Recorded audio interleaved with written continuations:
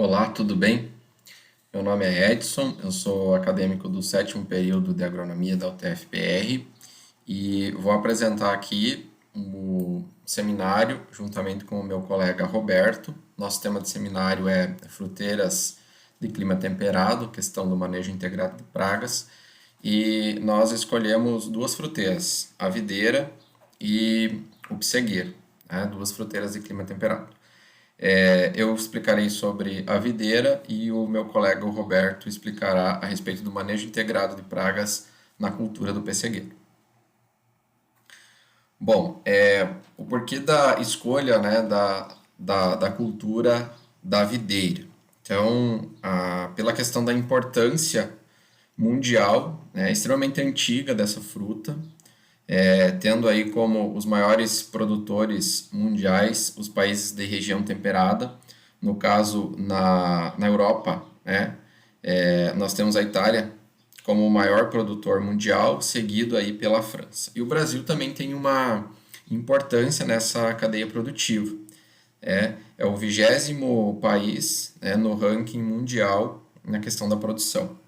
E nós aqui do Sul, né, Paraná, Santa Catarina e Rio Grande do Sul, somos a principal região produtora. É claro que atualmente também o Nordeste vem apresentando uma, uma, uma produção também muito bacana, considerável, principalmente destinada para exportação e principalmente para a questão das uvas de mesa.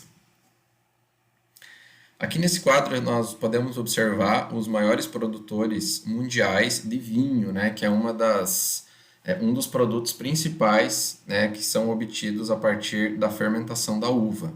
Então nós observamos aqui que os principais países, né, Itália, França, Espanha e Estados Unidos, eles estão localizados aí nas regiões temperadas, nas regiões de clima mais frio. E nós aqui do Brasil, a região sul, por estar localizada nessa zona temperada, também estão representando aqui a 20ª posição, né, nos maiores produtores de vinho também. Então, em relação à importância nacional dessa cultura. Então, os últimos dados, né, como 2020 a gente não fechou ainda o ano, os dados são de 2019, então a produção nacional foi de 1.445.705 toneladas, né, dessa fruteira, né?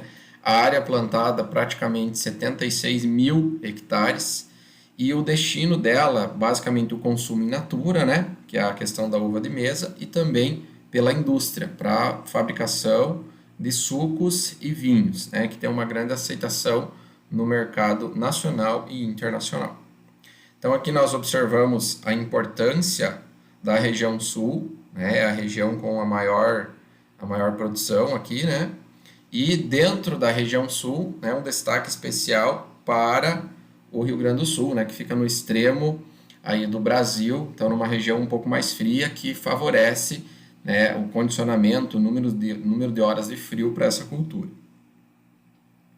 Aqui a gente tem a questão, né, dos usos da videira, como já foi comentado, uso in natura, a questão da uva de mesa, doces e geleias caseiras, a indústria, né, a agroindústria, na verdade, os sucos e doces industrializados e, é claro, o vinho, né, que é um dos principais mercados e o que acaba tornando agrega valor para esse produto.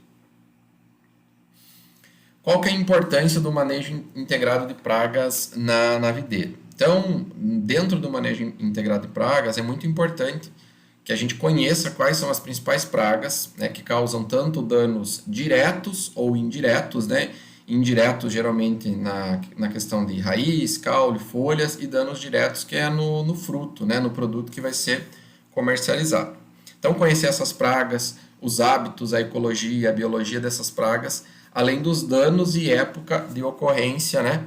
Eles são fundamentais para que se tome decisões de forma racional e eficiente e se use o mínimo possível de substâncias químicas nessa cultura, né? Principalmente aquelas substâncias que vão ser pulverizadas diretamente no fruto. Tá? Então, para a tomada de decisão da melhor maneira, ou seja, a forma mais eficiente, é muito importante que o produtor ele fique atento ao seu talhão, né, e monitore as pragas periodicamente. Então, como esse monitoramento ele é indispensável, né, em todos os estágios fenológicos da cultura, né? Então, é necessário realizar amostragens periódicas, né? Ou seja, e que essas amostragens elas sejam representativas, tá? Então, essas amostragens elas têm um número fixo, né, segundo a literatura, né? Elas são coletadas ao acaso, né, num estilo randomizado, por unidade de área, permitindo definir o momento ideal para a tomada de alguma decisão, né, quanto à adoção ou não de medidas de controle. Claro, sempre tentando evitar o controle químico, que é uma das últimas ferramentas que a gente deveria utilizar. Deixa eu só mudar aqui minha câmera um pouquinho para fugir aqui da... Então, como que é realizada a amostragem dentro dos parreirais, dentro dos talhões, né? A parcela, ou talhão, então, ela deve ter a mesma idade, a mesma variedade, solo e declividade uniforme para que se consiga ter uma amostragem representativa. Então, diferenças entre talhões de no máximo 15 dias em relação à data de poda também devem ser observadas. Como que seria o ponto de amostragem? É apenas uma planta, tá? Vai pegar uma planta naquele ponto e vai fazer a amostragem naquela determinada planta.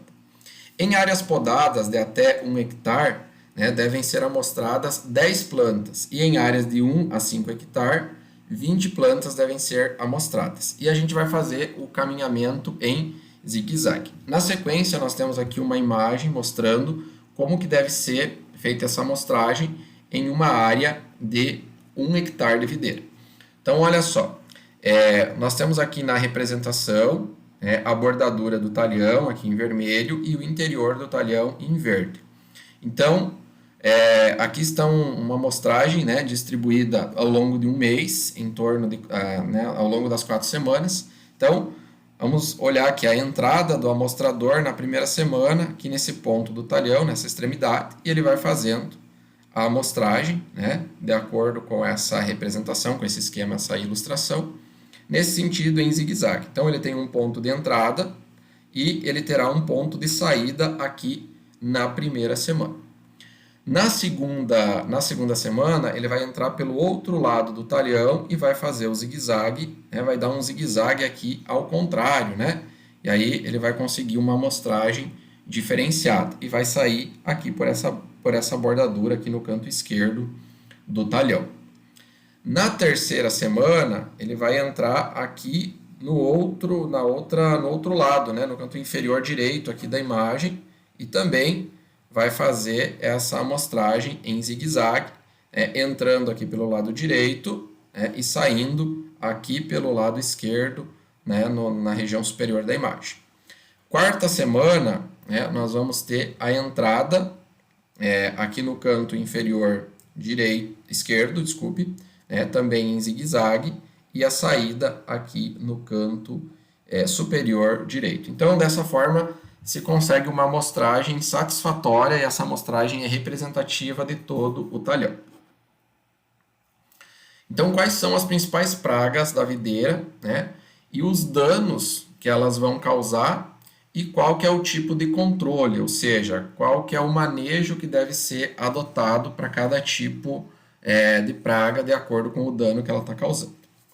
Bom, uma das pragas, que foram encontradas aí na literatura são as cochonilhas, né? Existem aí cochonilhas de diferentes espécies, mas as que mais atacam, deixa eu mudar aqui minha câmera, as que mais atacam a videira, geralmente elas atacam as raízes, troncos, ramos, folhas e inclusive frutos, mas é comum bastante na videira no tronco, no caule dela.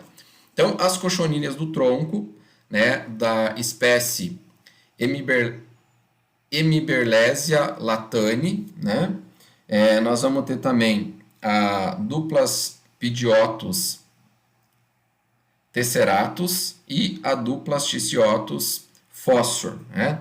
Essas cochonilhas, elas têm uma característica por terem uma coloração marrom, parecido com o tronco, então elas acabam causando uma espécie de camuflagem aqui, às vezes é difícil de se identificar, tem que olhar com atenção para você conseguir fazer essa identificação. Então, geralmente elas vão infestar ramos velhos da parreira e elas vão ficar também por baixo do ritidoma, né? Que é aquela região da casca que está descamando ali na videira. Tá? Então, ao elas se alimentarem da planta, elas despauperam a planta, podendo levar essa planta à morte. Porque logo abaixo ali do ritidoma, a gente já vai ter os vasos de floema. E esses vasos de floema, eles são responsáveis pelo transporte da seiva elaborada, né, que é produzida pelas folhas e distribuída para o restante do vegetal. Identificar essas 3 espécies a campo não é fácil, tá? Elas são muito parecidas entre si. E, além da identificação ser difícil, elas têm uma coloração também que facilita a camuflagem dessas cochonilhas, tá? Então, aqui a gente tem a representação aqui do ciclo, eu tenho aqui os ovos, veja que é um ciclo longo, né? Nós vamos ter, esses insetos têm um ciclo do tipo hemimetábulo, em que a gente tem ovo, ninfas e adultos. Então, a gente tem ninfas aqui de 3 instars, ninfas de primeiro, segundo e terceiro, né, até a fase de adultos, onde vai acontecer depois a ovoposição e o ciclo vai iniciar novamente.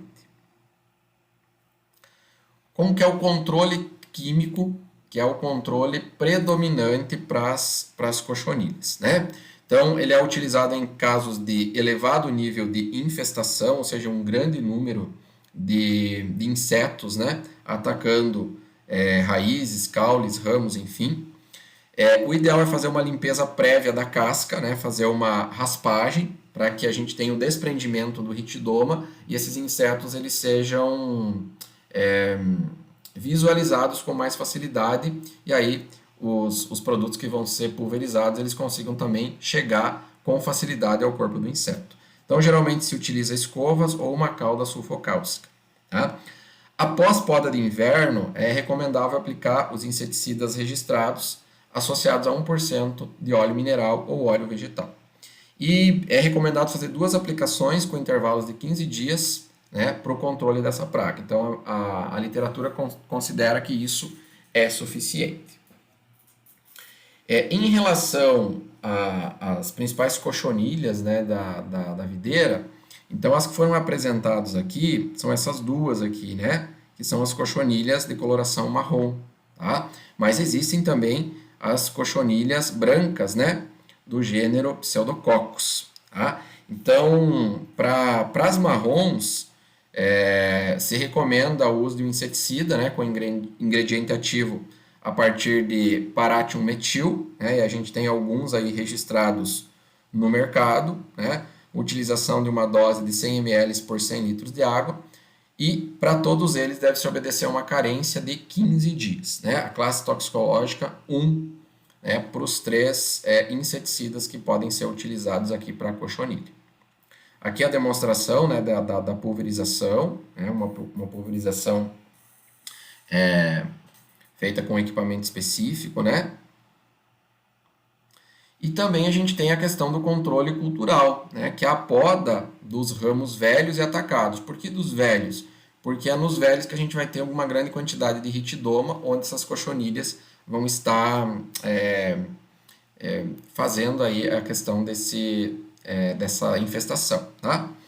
Eliminação das folhas e frutos atacados, né, podendo inclusive retirando isso fora do pareiral, fazendo, por exemplo, uma queima também desses galhos, é uma forma adequada de se fazer esse controle.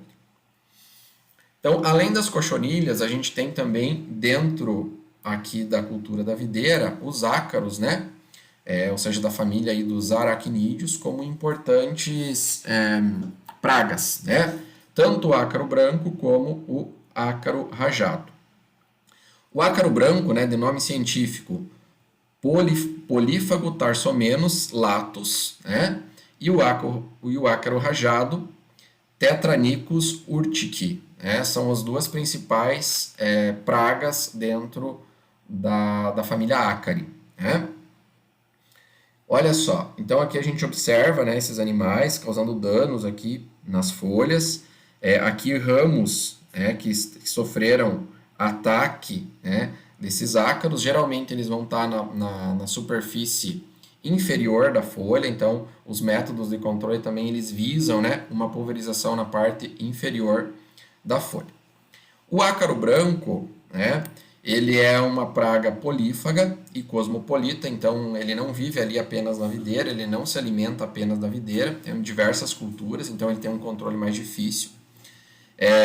As fêmeas são um pouquinho maiores que os machos, né, questão de milímetros de comprimento, e como característica dos ácaros, eles geralmente, como eles atacam partes mais jovens do vegetal, mais molinhas, né, no caso aqui da videira também isso acontece em folhas novas, né? Então é uma praga que vai causar dano indireto.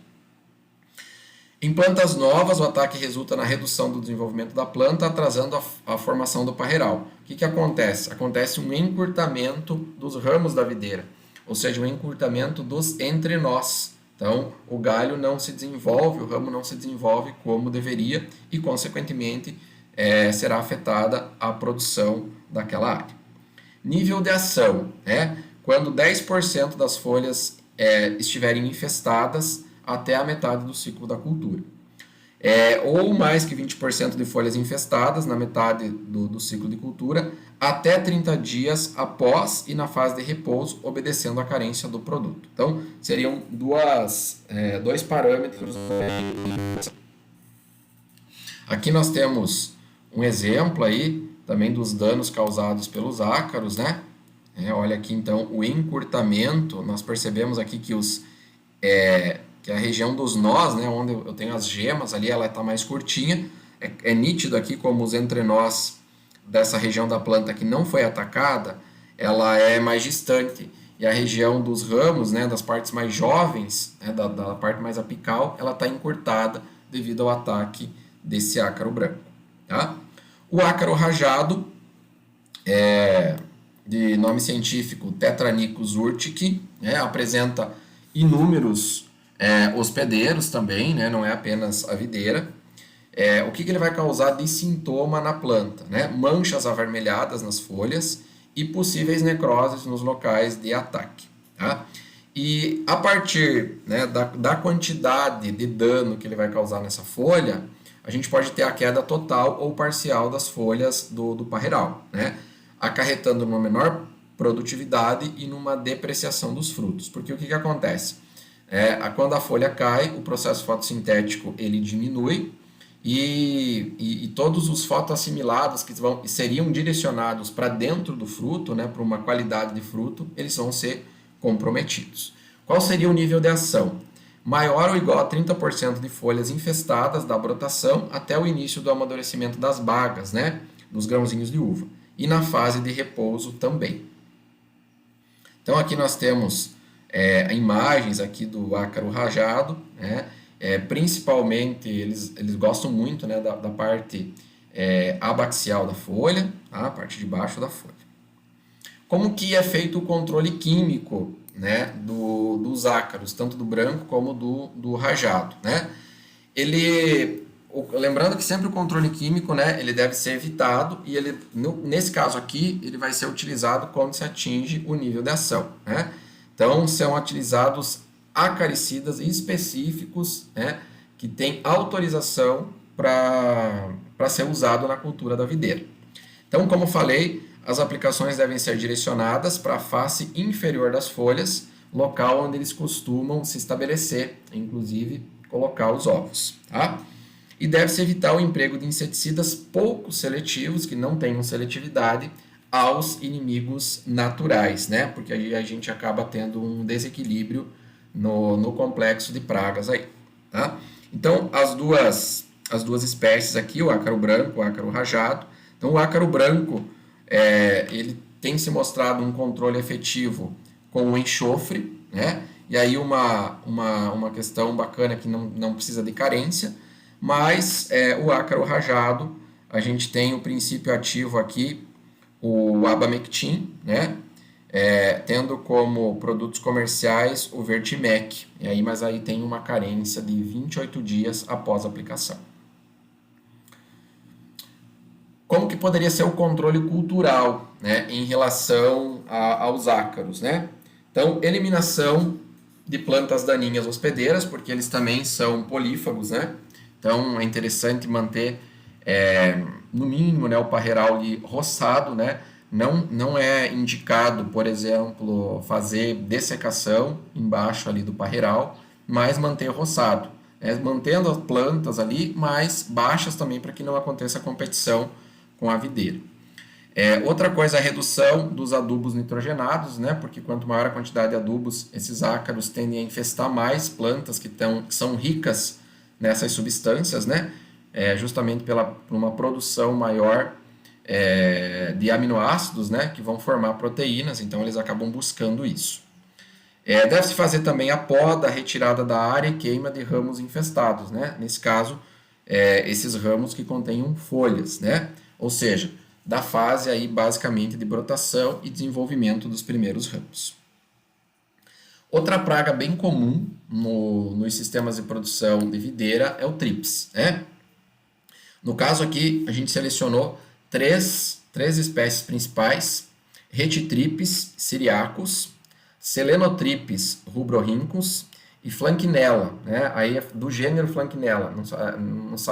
Não foi identificado exatamente qual espécie, né, desse gênero, tá? Mas todas da família Tripidae, tá? Qual que seria o nível de ação em relação ao trips? 20% de inflorescência e ou cachos, né, no estágio de chumbinho, com 2 ou mais trips, tá? Maior ou igual a 20% das folhas infestadas por trips. Então também é uma praga que vai causar um dano indireto, né? Vai atacar as folhas, mas vai acabar afetando a produção, né? Por conta de, assim como os ácaros, né? Problemas de desfolha que podem acontecer aqui, tá? Quais são as principais características aí envolvendo o trips Retitripes syriacus, né? Ele tem uma coloração preta com listras amareladas em seu dorso, né, na parte superior, mede de 1 a 1,2 milímetros de comprimento. Com o ataque, o que nós observamos? Manchas amareladas, né, cloróticas, que evoluem para a cor marrom, para uma necrose, né? A autoinfestação acarreta em queima das folhas, ocasionando a desfolha. Então fica aquela folha marrom, escura, necrosada, e a folha acaba caindo. Se nós temos perda de folha, nós temos também perda de processo fotossintético, né? Aqui mostrando, né, algumas injúrias, aparentemente, né, não tão grandes, mas isso aqui vai evoluindo, né, principalmente na face inferior da folha, né? Aqui eu tenho a face inferior, a abaxial, e aqui do lado esquerdo a adaxial. A gente percebe que ele lesiona ambas, né? Mas, claro, eles preferem a parte abaxial justamente por, né, ter uma proteção maior, ter um microambiente ali que favorece essa questão aí dessa praga, tá? Selenotripes rubrocinctums, né, ele é um pouquinho maior, mede em torno de 1,4 milímetros de comprimento, coloração geralmente preta, e ele tem as asas franjadas, características dos trips. Alimenta-se da seiva das plantas, né? Ou seja, ele é um fitófago, né? Um inseto fitófago. E ele também tem hábito alimentar sugador raspador. O ataque das folhas ocorre principalmente na superfície inferior, como a gente já falou, né? Próximo à região da nervura central, porque é perto das nervuras que vão ter os vasos condutores, e é dali que eles vão tirar a seiva das plantas.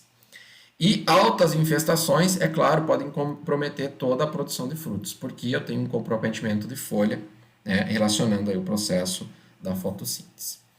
O trips aí do gênero Flankniella, né, eles apresentam uma coloração amarelo claro ao marrom, medem de 1 a 2 milímetros de comprimento, podem se desenvolver em vários ciclos evolutivos, né, dependendo, claro, das condições climáticas, de temperatura e umidade durante o período. Nos frutos ocorrem o secamento e morte das células no local de postura.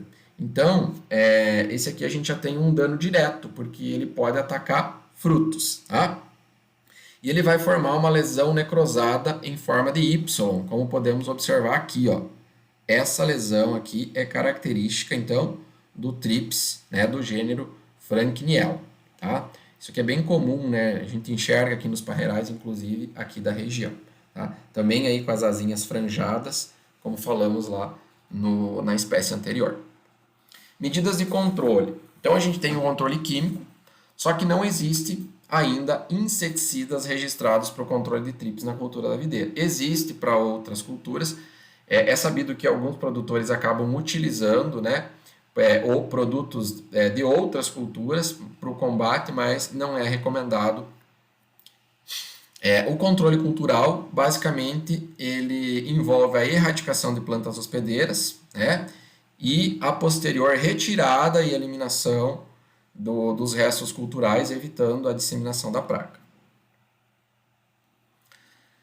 Uma outra praga importante dentro do manejo integrado de pragas da videira é a traça dos cachos. Tá?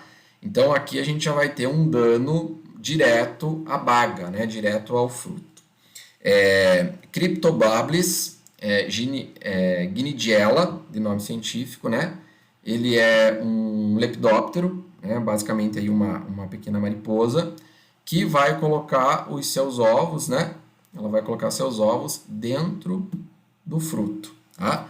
O nível de ação ele ainda não foi quantificado, certo? Então, há coisas ainda para serem estudadas em respeito a essa traça dos cachos. Tá?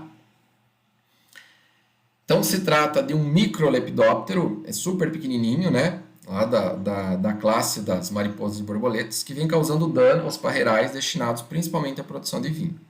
O inseto na fase larval se aloja no interior das inflorescências e os cachos ainda verdes, e ocasionam o secamento das bagas. Então, nós podemos observar aqui o secamento, né, das bagas, aqui, essa região aqui mais escura, né, tanto na figura A como na figura B. Eles podem atacar, então, bem próximo à colheita, antes ainda que as frutas estejam, que as bagas estejam maduras, né? E aí, esse ataque gera um extravasamento do suco, né, de dentro das bagas, e, consequentemente, devido à proliferação ali de bactérias, uma podridão, né? O fruto vai apodrecer, vai acontecer uma necrose nesse fruto, chamada de podridão ácida. Os adultos vão medir de 14 a 16 milímetros, né, um pouquinho mais aí de 1,5 cm de envergadura e de 6 a 7 de comprimento. Como que poderia ser feito o monitoramento? O monitoramento dessa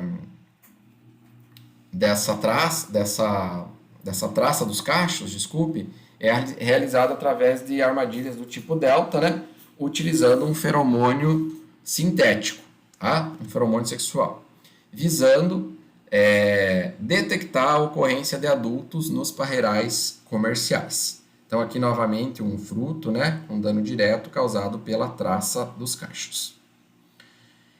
A gente, aqui na questão da traça a gente teria a questão do controle biológico, né? Em que nós temos alguns insetos, principalmente os microhimenópteros, né?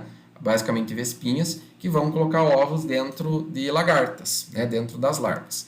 Então, o controle natural, né, da traça dos cachos pode ser realizado por parasitoides, como os microhimenópteros, quando a gente tem um baixo nível de infestação dessa praga.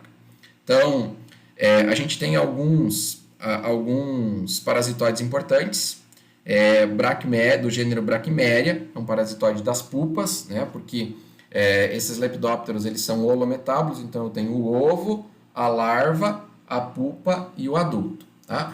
Então, esse primeiro aqui, parasitoide de pupa, a gente tem Elacertus, né, que está mostrando aqui na imagem, né, que também vai fazer oviposição. Erismenos, né, Erismenos aqui. Então, os três primeiros são parasitoides de pupas, né? E aí nós temos o Goniosus e a Proserola, né? São os dois gêneros que vão parasitar as larvas, as lagartas. Então, o controle biológico pode ser utilizado, né? Pode ser utilizado diferentes espécies para você conseguir pegar diferentes estágios, tanto de larva como de pupa. O controle químico, né?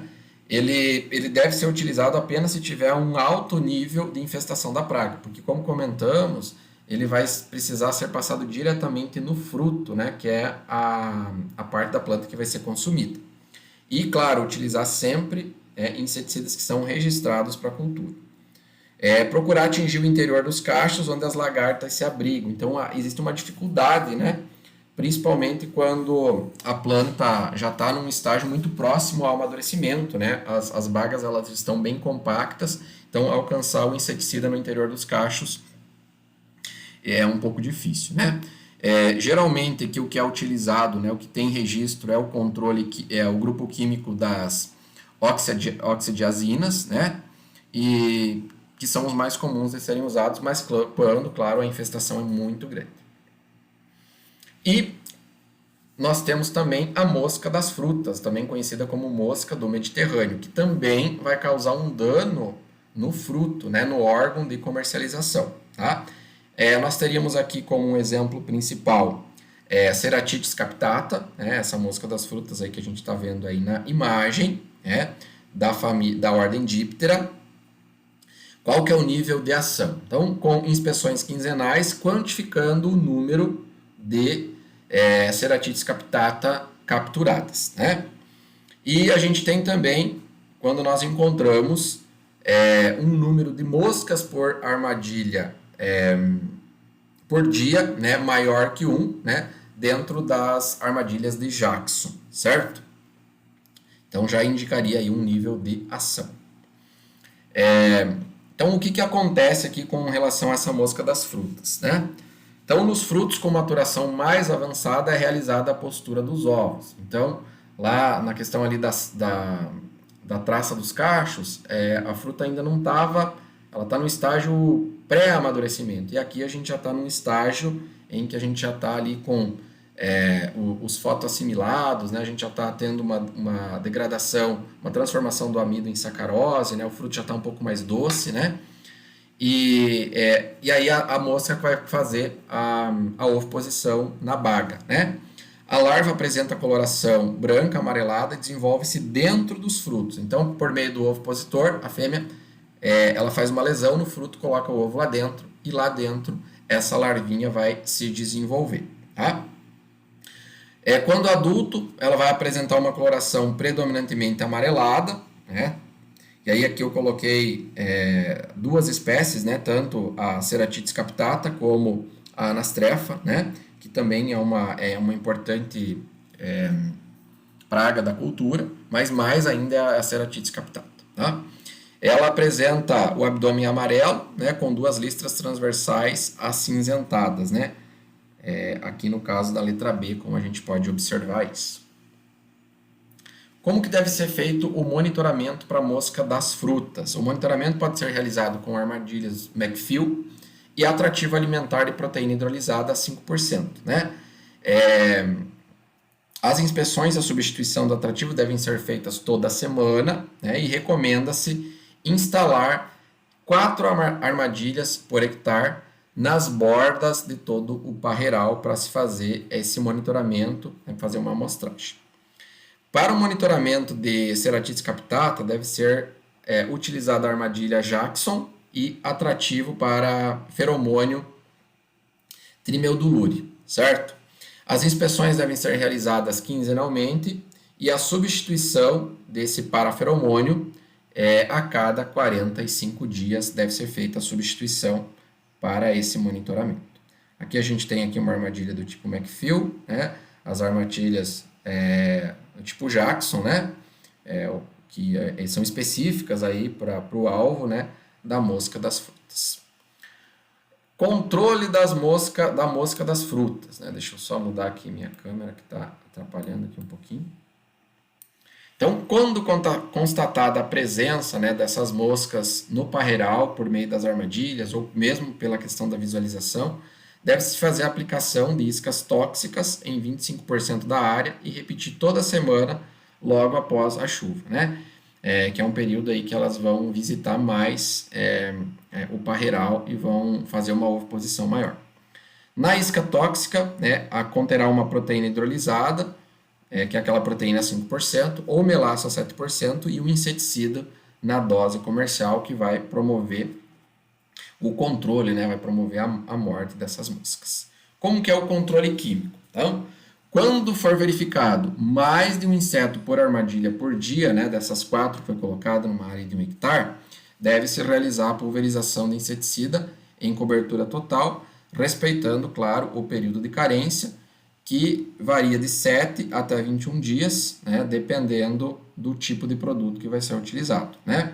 Nós temos aqui o triclorfon e o fention, né, que são utilizados como inseticidas aí da mosca das frutas, né? De classes toxológicas diferentes, um de classe 2, um de classe 3, né? Então, o de classe 3 vai exigir aí um tempo de carência maior. E aí isso é complicado, porque geralmente a mosca ela vai fazer o ataque já num período em que o fruto já está quase bom para o consumo, né? Então esse fruto também não pode passar. Então essa carência, muitas vezes, se opta por utilizar, né, o primeiro inseticida aqui justamente pela carência ser menor. Existe o controle mecânico para o caso da mosca das frutas, ou seja, que é impedir que as moscas acessem a fruta, acessem o cacho de uva, né? É um método que não exige muito custo, só que exige muita mão de obra, né? Porque imagine você ensacar todos os cachinhos de uva. Ele é um método possível em pequenas propriedades, né? Para uma escala mais doméstica, mas para uma escala mais, uma produção que exige uma demanda industrial, isso fica inviável, tá? E nós temos também a questão da mosca branca, né? Do gênero Bemisia, tá? Qual que é o nível de ação para essa mosca? Elas também preferem, elas ficam geralmente na parte abaxial da folha, são insetos fitófagos, né? Vão se alimentar da seiva aí da videira. Maior ou igual a 60% de folhas infestadas por adultos, ou mais de 40% de folhas infestadas por ninfas, né? Então o inseto hemimetábulo também. O maior ou igual a 10% de cachos infestados por ninfas, né? Então, eu posso ter esses 3 parâmetros para adoção de alguma ação aí para o controle de mosca branca. E aí uma coisa importante, que o monitoramento ele deve ser realizado semanalmente durante todo o ciclo fenológico dessa cultura. Algumas características aqui da mosca branca, né, do gênero Bemisia. Os óvulos possuem muito pequenininhos, né? A mosca branca em si já é pequenininha, ovo muito pequenininho, né? Colocados na parte inferior da folha, geralmente onde elas preferem fazer esse hábito aí, né, da fitofagia, né? As ninfas geralmente são translúcidas, né? A gente consegue enxergar, inclusive, né? Se você observar com a lupa, observar a parte interna do corpo delas, possuindo coloração amarela e amarelo claro. Quando adultos, possuem asas recobertas por uma substância pulverulenta, né? Característica das asas aí desse inseto. O dano observado na videira é a presença de substâncias nas folhas e nos frutos, os quais favorecem o aparecimento da fumagina, né? Que parece um fungo, né? Ou seja, a folha parece com fumaça, né? Ela fica toda acinzentada. E aí eu tenho um comprometimento da absorção luminosa, né? Então reduzindo o processo fotossintético das plantas e, consequentemente, alterando na qualidade do fruto. Controle biológico da mosca da fruta. Então, é importante sempre preservar os inimigos naturais da mosca branca para que a gente tenha um equilíbrio. Então, essa preservação é alcançada utilizando-se inseticidas seletivos, né? E deve-se observar se a área, né, ela apresenta, se nessa área ocorre alguns inimigos naturais, alguns parasitas e predadores da mosca branca, né? Bemisia argentifolia, tá? Nós temos aí como alguns animais de controle para controle biológico, né? Encarcia lutea, que é um parasita, Chrysoferla, né, do gênero Neuroptera, da ordem Neuroptera, da família Chrysopide, né, os crisopídeos em geral, né, que é observado aqui na parte direita aqui da nossa imagem, né? Ele é aqui a Encarcia lutea, né? Aqui na parte inferior esquerda do vídeo. Representantes da ordem Coleóptera em geral, eles geralmente se alimentam, né? Tanto de ovinhos como de ninfas, né? De mosca branca. Ácaros da família Phytoseiidae, né? Aqui a gente tem um ácaro, mostrando um ácaro, né? Um aracnídeo. E a gente tem fungos também, né? Cladosporium sp, que é considerado um predador também. Como que é o controle químico para a mosca branca? Infelizmente não há produtos registrados para o controle de mosca branca em videira. Tá? As pesquisas são bem escassas em relação a essa praga. Recomenda-se geralmente o uso de detergente neutro a 0,6% e a manutenção da área sem a presença de plantas daninhas, né? Ou as plantas sempre aparadas, né? Sempre roçadas, que têm apresentado os resultados bons. Né? Controle cultural. Roçar plantas invasoras, como a gente falou anteriormente ali, né, na área, em fileiras alternadas, não tão rentes ao solo, né, deixando aí pedaços aí do caule e algumas folhas. E evitar o uso de cultivares suscetíveis a essa praga no parreiral. Hoje é possível se encontrar, né, na hora de fazer uma seleção das cultivares, né, que vão compor o talhão, é possível observar aquelas que são mais ou menos suscetíveis a determinadas pragas. Bom, nós utilizamos aí para fazer o seminário a respeito da videira, né? Basicamente 4 referências, né? A questão, uma referência da Conab, uma referência da Embrapa sobre os sistemas de produção, uma referência aqui sobre o cultivo de videira, também da Embrapa Semiárido, que é um dos órgãos que vem desenvolvendo, né, o cultivo da uva na região nordestina, basicamente no Vale do São Francisco. E a gente utilizou também um outro documento da Embrapa, né, de Oliveira e Moreira, que é do manejo integrado de pragas da videira, né, que foi apresentado no Seminário Brasileiro de Produção Integrada de Frutas. Bom, era isso, né? Isso é o que a gente tinha preparado, né, de apresentação em relação ao MIP de fruteiras temperadas, nesse caso aqui que a gente viu da videira, né, da uva. E o meu colega, né, o Roberto, falando um pouquinho então do PCG. Beleza? Um abraço, até mais.